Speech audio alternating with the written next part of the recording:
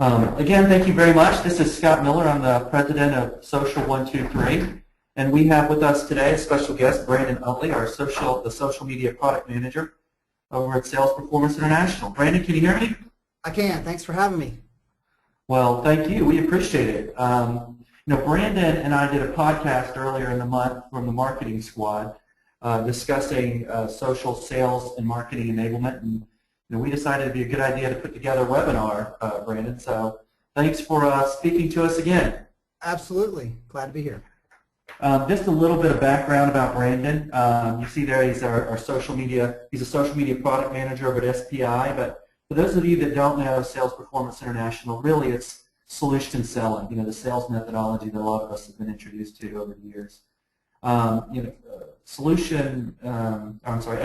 is a global sales performance improvement firm founded in 1988. You guys have over 1 million sales pros as your alumni. I can be counted as one of them. Over 50 countries and 14 languages. So you certainly bring a lot of gravitas to this conversation today, Brandon, so we certainly appreciate it. Thank you. Yeah, we had 25,000 people last year alone go through our training. Did you really? That's fantastic. And you guys are located where? We're based in Charlotte, North Carolina. Okay, Charlotte, North Carolina, right down the road. And we're in Atlanta, Georgia. We're in Atlanta, Georgia. And Social123, for those of you who don't know, we're a social sales enablement company. We help companies gather the most accurate and detailed data to develop targeted leads and lists and enable that inside of a CRM, such as Salesforce, Sugar, or Eloqua. So we have a couple of giveaways today. You see a white paper that Brandon's written on social media for sales, and so at the end of the webinar, we'll show you how to download that. And then we also have at Social123 a giveaway in terms of 50 free social leads, right? So we will begin. Just a couple of housekeeping issues. Over to your right-hand corner, you see the dialog box. You were invited to raise your hand for questions. Type them into the dialog box, and we can certainly see if you have any questions. We'll answer the questions at the end, and we'll get to as many as we possibly can. So without further ado, we'll go through our agenda and what we'll discuss today. Brandon's really going to touch base on the explosion of social media sites and how social media is impacting sellers. I'm excited to see how buyers have changed. The whole buyer-seller paradigm has really been rearranged by social media and Web 2.0 technologies and techniques. And then the benefits of social selling and how we're going to embrace social media as part of your sales process. And then I'll take over in terms of being a presenter and show you what Social123 is doing to help our customers with social lead generation and social sales enablement. And then we'll wrap it up, if that sounds good to you guys. So, Brandon, I'll hand it over to you. Tell us a little bit about the rapid growth in social media. Absolutely. Well, it almost goes without saying that we're just in the midst of this sea change in communications. And of course, we are all well aware of the fact that these networks have exploded over the past 5 years or so. As you can see, Facebook now tops over 1 billion users worldwide. Newer networks like Google Plus that a lot of people claim is dead and dormant and that kind of thing, they have over 500 million users. It's not too shabby, especially the fact that they own the #1 search engine in the world, and now posts that go into Google Plus, their network, are starting to affect search results. Then you have the professionals network that we're all very familiar with, which is over millions of users as well. 500 million, or excuse me, 200 million in 2012. So all these networks and many others are just growing like weeds, and it's incumbent on sellers to embrace these new tools as part of their repertoire. I don't see Twitter on there, Brandon. What do you guys think of Twitter as a social selling tool? Oh, good point. I'm actually a huge Twitter fanatic, and I'm glad you asked, because Twitter's growth definitely has slowed down, but it's still growing. It'll probably grow about 4% this year. They hit over 500 million users worldwide last year as well. But the crazy thing about Twitter is, as we know, whether it's football players with their fake girlfriends being exposed or worldwide events, everything under the sun is exposed on Twitter. with over 340 million tweets a day and about 1.5 billion searches. So Twitter remains a key tool in the salesperson's arsenal. Absolutely. Oh, great. Let's talk a little bit about how social media is affecting sales. Absolutely. The biggest change that we've seen is the fact that, according to multiple sources, buyers are much more in control than ever before. Just consider these findings. For example, from Marketo, they found that 93% of buyers start their process now on the internet. That should not shock any of us sitting here today. IBM did a study last year of 1,000 global buyers and found that more than 1/3 of them had used social media to engage with vendors. And again, these are from studies in the past year or two. Happy to send links as well. And then finally, there's a good stat from Demand Gen, which in 2012 did a study called Inside the Mind of the B2B Buyer. And they found that more business buyers are using social media as part of their purchasing decisions. In fact, they surveyed more than 170 B2B buyers and found that 72% of them are using social media to research their solution purchases. That's very significant. Yeah, what does that mean for sellers that have traditionally held all the power and all the information in the buying process, that now they really don't have the same type of leverage that they used to have? Well, if you'll go to the next slide, we'll talk about this in the context of how buyers buy. Historically, there have been 4 distinct phases that we've identified that buyers go through in deciding what they're going to purchase. And of course, this varies by industry. You know, there are some transactional things that occur that take place very quickly, and people don't do a lot of research. For example, if I'm going to buy a pair of shoes, I might go on Zappos, and I'm not going to spend a whole lot of time necessarily. Or if I need a cup of coffee, I'll run across the street or get in the car and go to the nearest coffee shop, right? But when we're talking about B2B, longer sales cycles, there are a lot of different phases that people go through. So we can kind of break this down in terms of what we call sales 1.0 versus sales 2.0. Let's talk about the era of 1.0, not too long ago. In this era, buyers really used salespeople early on, all right? As this graphic indicates, that in the very first stages when they're planning, buyers really needed the seller a whole lot more, you know, even just 10 to 15 years. Why? Because there was a lot less information online, and of course there was no social media per se. I mean, there were some geeks hanging out in forums and chat rooms and stuff like that, but nothing like Facebook, nothing like LinkedIn, right? So buyers needed to have that person who could help them become educated and understand what they needed to look for, what they needed to budget for, and basically, you know, help them orient their process so that when they got to the final couple of phases, when they started to look at alternatives, then they, you know, were armed with the information that sellers helped give them.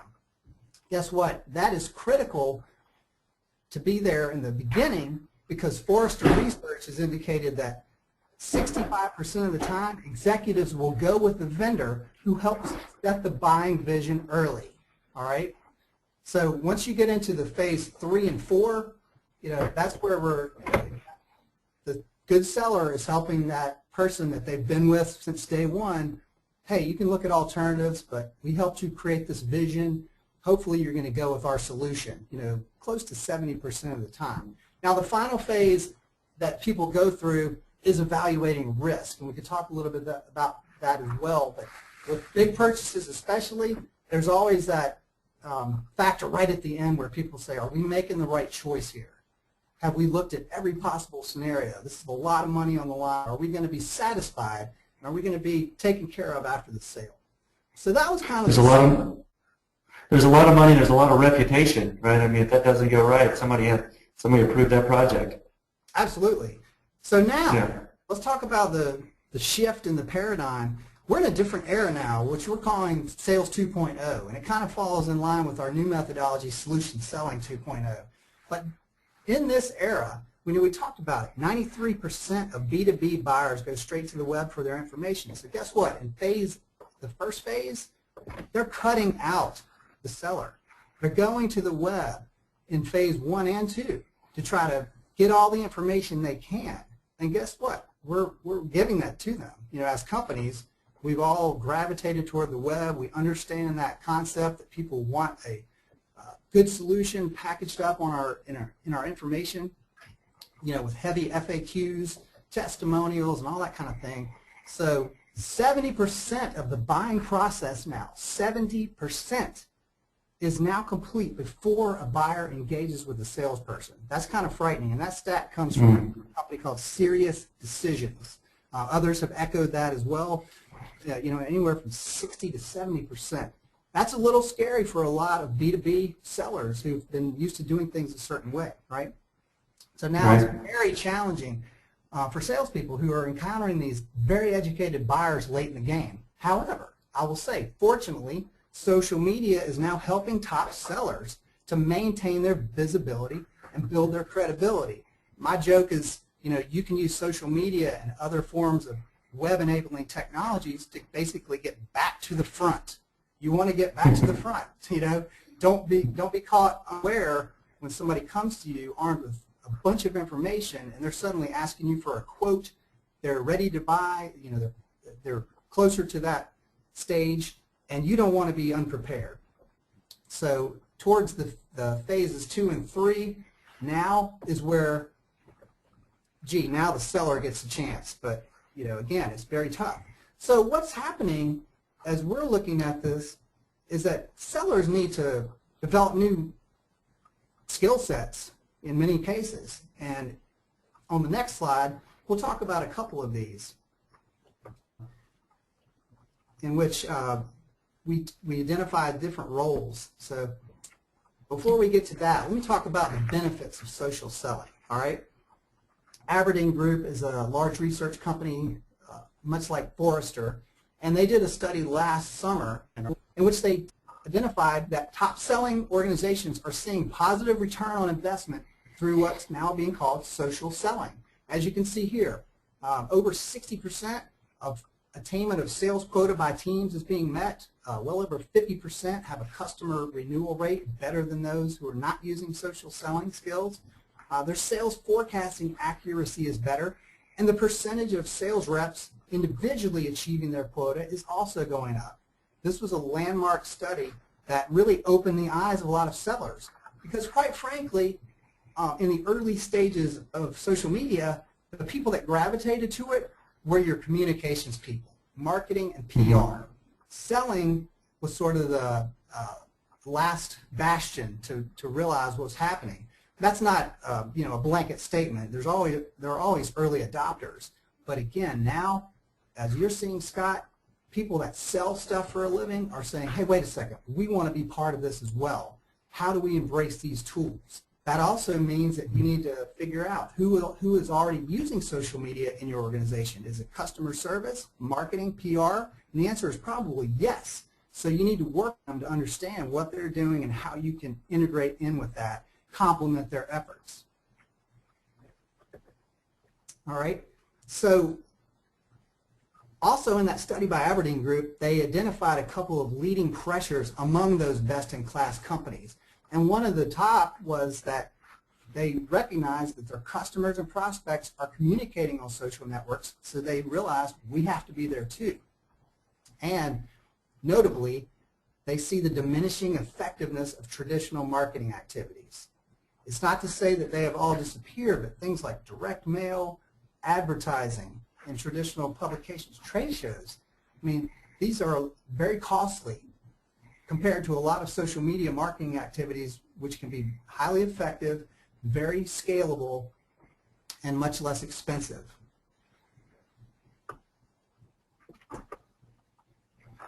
All right, so let's talk about the evolution as we see it in sales. What salespeople are going to have to do to win more deals? Number one, they're going to need to understand the need to utilize social media. This, again, is kind of a no-brainer, but the fact that you guys are sitting on the phone paying attention to this means that you're on that cutting edge, right? You're also looking for ways to build your credibility and what we call social proof. Because, again, if people are doing their research online in the early stages without you, you want to be coming up in these Google searches. How are you going to do that? They're going to be looking at your LinkedIn profile if they find you. They're going to possibly see white papers or blog posts that you may have written, articles that you've been quoted in traditional publications, communities that you're participating in, whether it's in LinkedIn groups or otherwise. So there's a lot of different opportunities to consider to make sure that you're going to be top of mind when somebody's looking for a solution in your space. Right. Couple things. How do we get there? Yeah, before I flip it over to Scott, these are 3 things I boil it down to. Number 1 is taking training courses. Naturally, I'm biased because I work for a training company, but I'll say this. On a personal level, I'm constantly taking training courses, online, webinars, personal reading up. You have to do this. You think about it. The Super Bowl's coming up.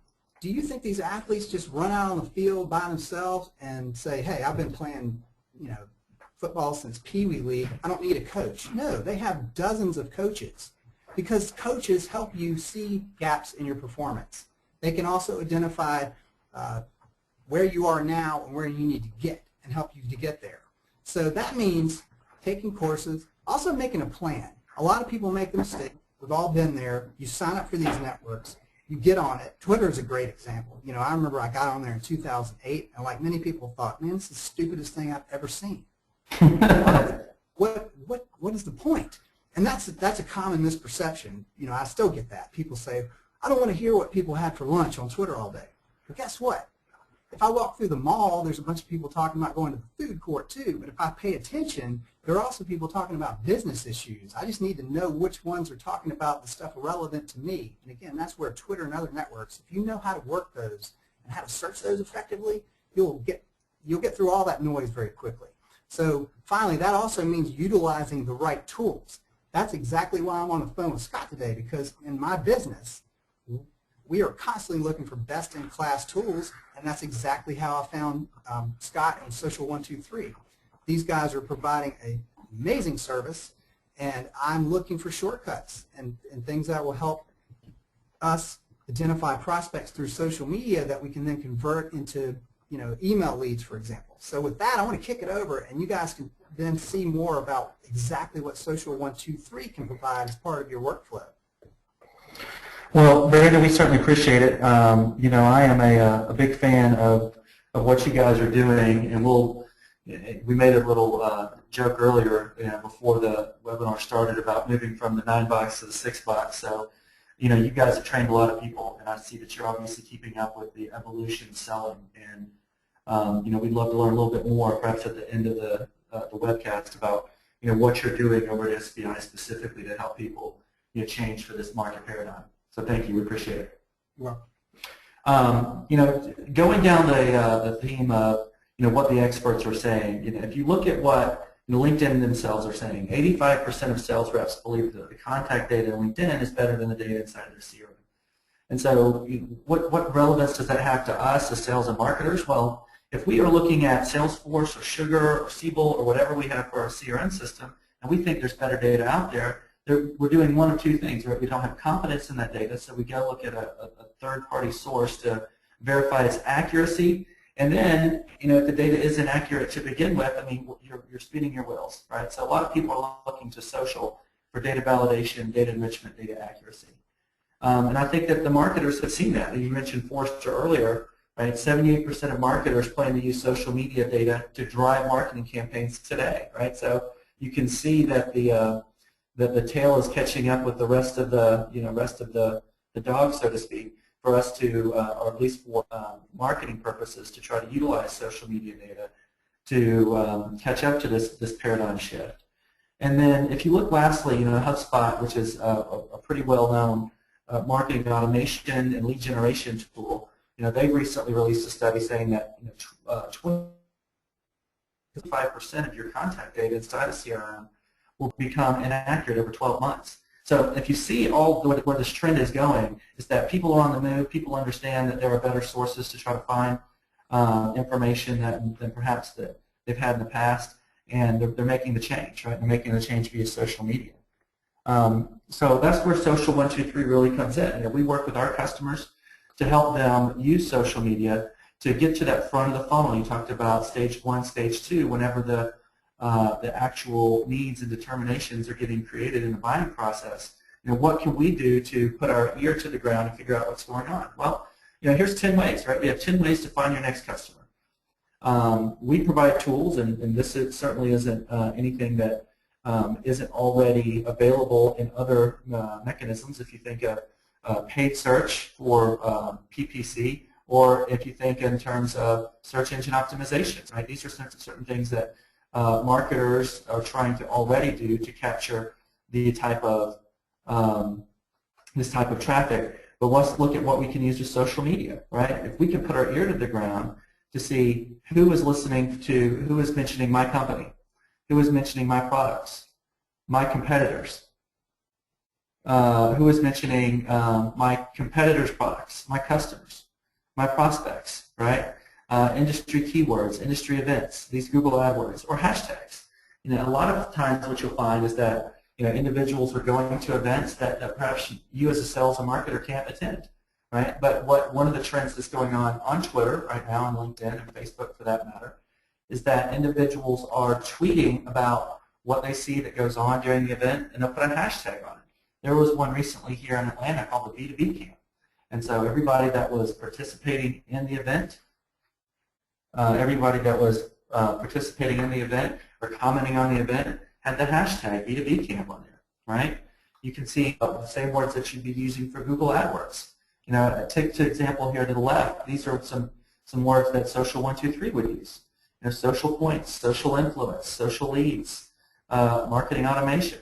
What we will do is take listen from a social perspective to Twitter, Facebook, and LinkedIn, and bring back those individuals that are currently mentioning those types of information. And so that's very important, and that's a lot of information from a lot of information. And so one of the things that we're able to do is to take, everyone's talking about big data right now, so take big data and put it into our own type of system, so then we can prioritize, in terms of the social points, in terms of narrowing down from the keyword or narrowing down the description, what might be interesting to us. And here's an example, right? This individual, Vivek, a couple of months ago, needed cloud-like service that matches online identity with old-world data and land records. Well, that's something that we do, right? And so we wouldn't be able to figure out what Vivek was looking for unless we were listening. So that's an example of what social lead generation is, right? And when you're using it on Twitter, CNBC, there's going to be a lot of statistics thrown at you today, right? But in terms of CNBC, has stated that Twitter users are 24% more likely to make an online purchase than an average internet user. So this is one example about using the information, and I'll take it, and I'll give you the 10 ways to find your next customer here. Listening for your company, your products, your competitors, products, customers, prospects, industry keywords, industry events, Google AdWords, hashtags. Bring that information in, finding ways to prioritize it through either location, through demographic of the mentioner, or through other scoring mechanisms so that you can bring new leads into your organization, right? Another way that we see social as a lead generation tool is looking at an individual and their followers to see if these might be good people that could be our next prospects. And so here's an example of using Twitter as a data source. So this good-looking young gentleman right here is Aaron Bedard, our CEO, and this is his Twitter page. So if you take a look at what's available on that Twitter page, it's basically you're starting to bring up a profile. His first name, his last name, his location, a URL for which he's associated, a self-description so that we can find do some keyword targeting. And you see that last little number right there, the number of followers, right? These are the number of followers that have chosen to follow Aaron. So now we have to take an intellectual leap. Why would someone choose to follow Aaron Bedard? Well, outside of being his friends or family, right, one of the reasons why they would do that is they are very interested in what Social123 has to say and what Aaron has to say about them. So the types of individuals that are following Social123 are going to generally be individuals that are interested in social media, social lead generation, social sales enablement.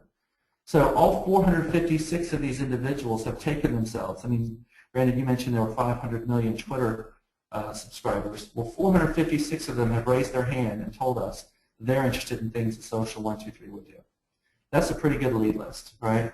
And that's one of the things that Social123 does. We can bring back all the individuals that follow a particular Twitter handle and provide contact level information, and in some instances, an email address.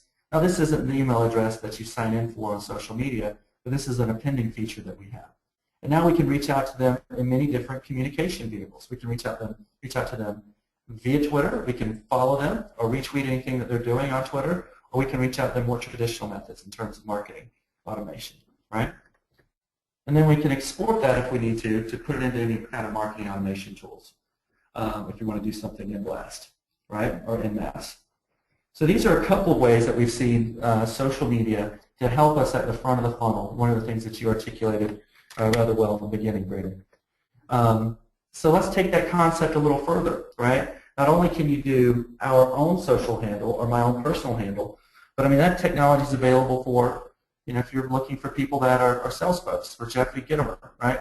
Or people that are looking, are sales marketing professionals or Salesforce, or an example of human resource managers, right? I mean, once you've got the concept down that these individuals are potential leads for me, and they've all filed up, have all decided to raise their hand and tell us what they're interested in, now we're starting to really talk about having that big data conversation. Let's find all these individuals, and let's find some different ways to isolate the ones that we think would be good customers for us based on, again, demographics, based on social points information, or complement that with what we currently have inside of CRM or marketing automation, right? So these are the two different lead generation tools that we provide to help complement and, or arm, I guess is a better way to put the modern social seller, the ones that are being left out in the cold as buyers are starting to leverage Web 2.0 and social media techniques for their initial phases. And what we're doing to help sales and marketers with this type of empowerment, you think about it really 1, 2, 3 in 3 easy steps. You now have the accuracy and confidence in contact data. Right? We talked about before how LinkedIn did a survey where 85% of their respondents thought the data in social media was better than the data in CRM. Right? Well, if you're using social media as your lead source, now you have that accuracy and confidence in the data. Right? You also have an enriched understanding of your individuals. If we understand what interests are individuals, who they're following, who's following them, what they're tweeting, you understand them a little bit better than than perhaps just a static contact list, right? And then last, additional communication channels and lead sources. Everybody's trying to find the better, as you mentioned before, the new tools and techniques to give them that one little piece of competitive advantage, that fleeting piece of competitive advantage that they can have over their competitors, or if you're a small or mid-sized business, to try to get you over the top. And these are really some of those tools and techniques to how to do that, right? So in closing, right, we mentioned a couple of giveaways that Brandon and the guys over at SPI are doing. We encourage you to go to, and we'll send an email out as well after the event to let everyone provide a link to Brandon's white paper, Win with Social Media for Sales. You know, I've read that, Brandon, and it's a fantastic primer on what sellers are doing right now to leverage social media for sale. In terms of what Social123 is providing, for all our attendees today, we're providing 50 free social leads through those 2 tools that we showed you before, and how to provide social media as a lead source. And you can see there ways to do that, social123.com, sales leads and signups. So that will conclude where we're going. Just wanted to let you know about the next webinar in our series that Social123 is going to have Thursday, February 28th at 1 p.m. The title is Social Sales and Marketing Enablement. So in closing, we have a couple of questions. Brandon, can you stick around for a couple of questions from the audience? Of course. So we have a couple of questions in particular.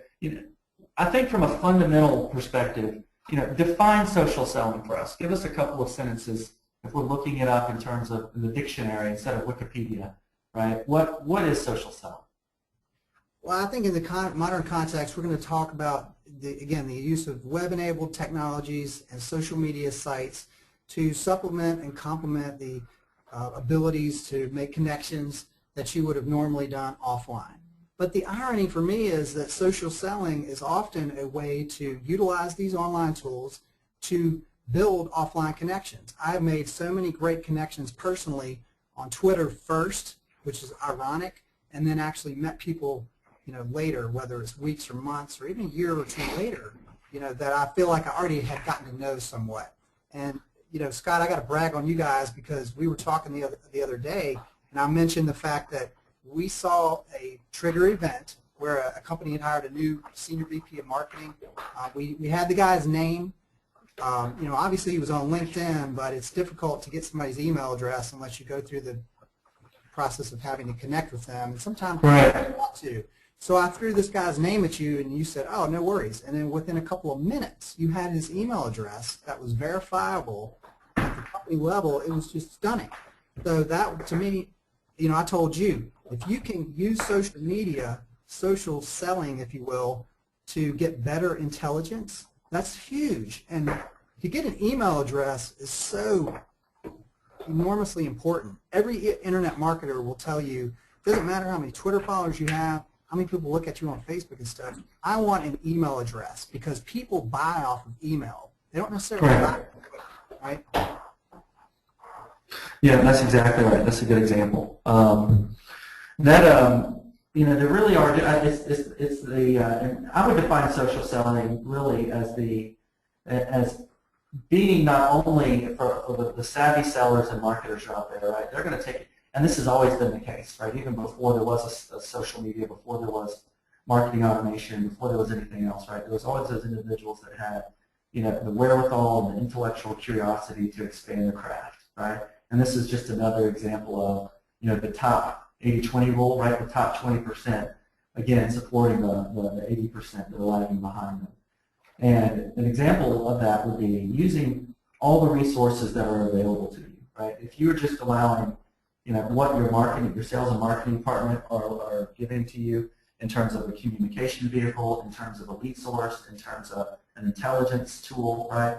Then that's not exactly doing everything you can do, right? The idea is taking that contact information, getting the most accurate information, enriched amount of data about that person, right?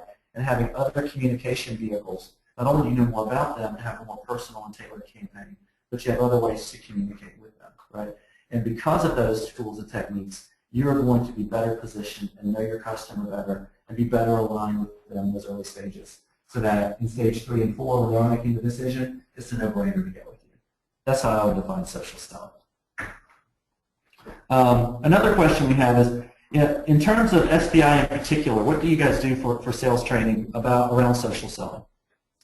Well, we still do quite a bit of instructor-led training.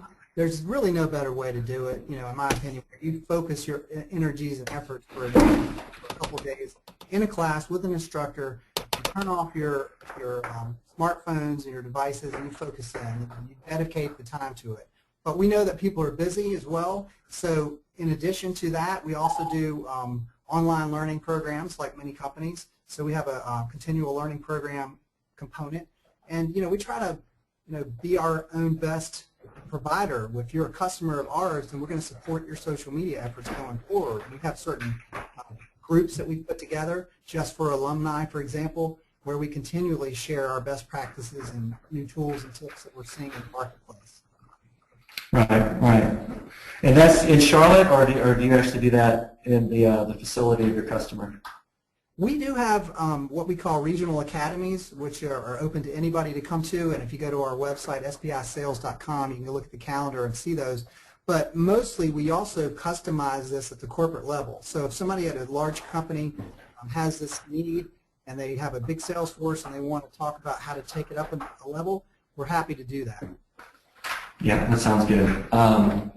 So another question that we have in terms of that for Social123 is, what is the difference between what you guys are doing and, what the other social media management tools that people understand like Hootsuite are doing, right? And, we talked a little bit about this when we were doing our Marketing Squad podcast, right? A tool like Hootsuite is more of a, if you can think of it as a bullhorn, right? I mean, you have a central repository for all of your content that we spend and labor hours and hours over to get to write the right message, right? And this is a vehicle to push it to your different social properties. So think of it as a bullhorn, right? I need it to be on my Facebook page, I need to be on my Twitter page, I need to go to my different properties that I have. So I would make the analogy, the visual analogy, as a bullhorn, for those traditional social media management tools. That's where Social123 is more of a funnel, right? So take that bullhorn and turn it around, and it's a way to acquire all this information to bring it into your organization, whether it be or into your CRM, right? So that you can have this information at your disposal, so that you can now tie it in with your proprietary data that you have with CRM and put together to have what we call a social CRM. So I would make the distinction between those two. Last one we have, right? What are some of the limitations that Social123 has in terms of bringing the data back? Well, some of them. So that's a great question. One of the limitations that we have is, since we work directly with the social media partners, we don't ever bring information back that you're not supposed to see. We respect the privacy rights of every one of our social media partners because we are partners with them. And so whatever the social settings are for the subscribers that are publishing this information, the information we're providing, are the same privacy settings that we're going to obey and abide by. So that's a limitation. In terms of the limitations, what we have in the quantities, the free trial, the limitation is 500. So if you don't want to be limited to 500, we move to a less of a free trial, I guess.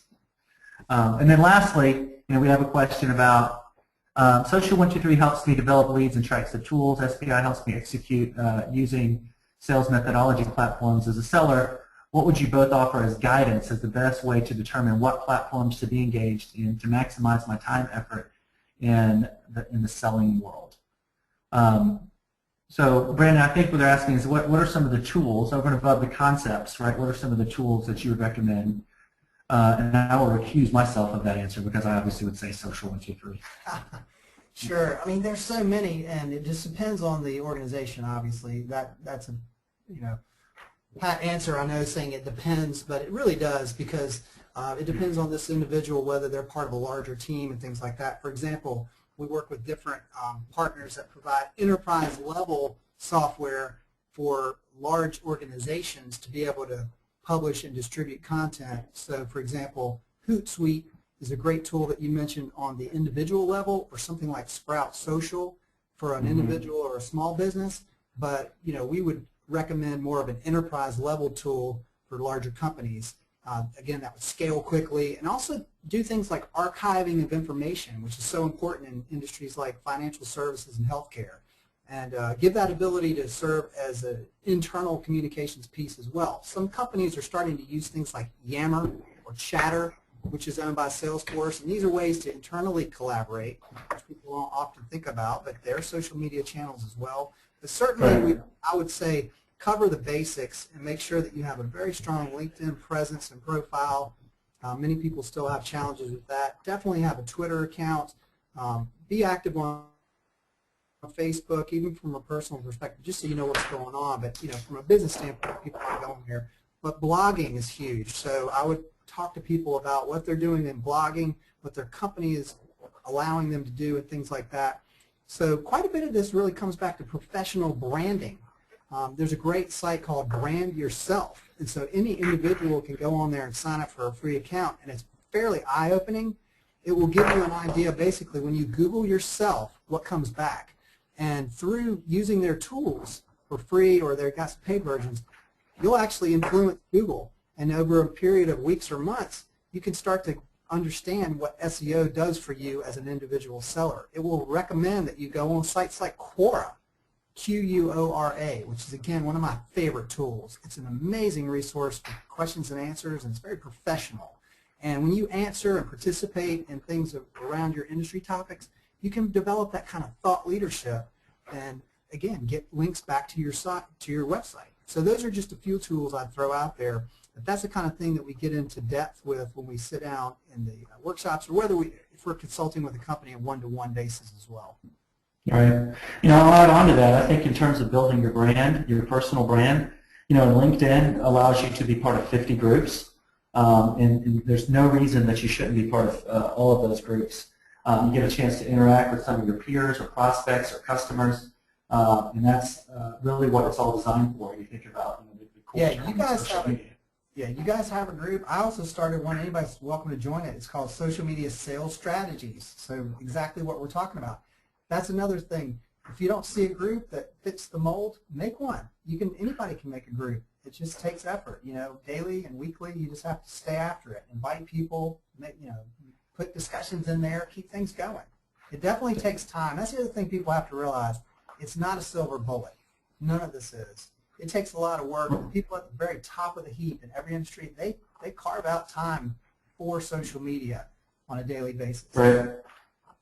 Yeah, that's a good example. I think another way for some of our listeners to develop some thought leadership is that you can also develop a daily paper, right? It's paper.li, paper week, and that curates all the content of which you would like to be considered a thought leader about, and sends it out on a daily basis, and you can retweet that information with link backs. There's several great tools like that. Another one's called Twylah, T-W-Y-L-A-H, weird spelling. And another one that I've seen a lot of people using is called Scoopit, which is SCOOP.IT. I mean, again, one of the points is there's tons of tools, and you can kind of get down the rabbit hole too quickly about shiny objects, and you need to rein that back in because, to your point, yes, you can join 50 groups, but you can spread yourself too thin. So it's better to start with 5 that you're going to get into and actually participate in and pay attention to, and then when you're comfortable, expand it out from there. Because I see a lot of people that jump in too quickly, get burned out, don't get the results, and then they think it doesn't work as a matter of course. In fact, it will work for you if you do it properly. Right. Well, we're going to wrap it up. Brandon, I tell you, I appreciate everything that you've said today. You brought a lot of thought leadership, a lot for us to think about. You guys are doing some great things over at SPI to develop modern tools and technologies into your process that almost everybody's been trained on at one point in time, at least been exposed to in terms of the solution selling. It's great to see you guys modernize it, and I'm excited about where you guys are going as a company. In terms of a white paper, please go to the social media site, or SPI sales.com social media, and we'll provide a link to all the attendees to that afterwards as well. And then also don't forget about your availability to have or to claim your 50 or your 500 free social leads from Social123, and we can get you started and show you the best ways to maximize social lead generation techniques. All right, Brandon, thank you. I hope you guys don't get too much snow this weekend, okay? Yeah, same. Thanks a lot, Scott. All right, thank you. Bye.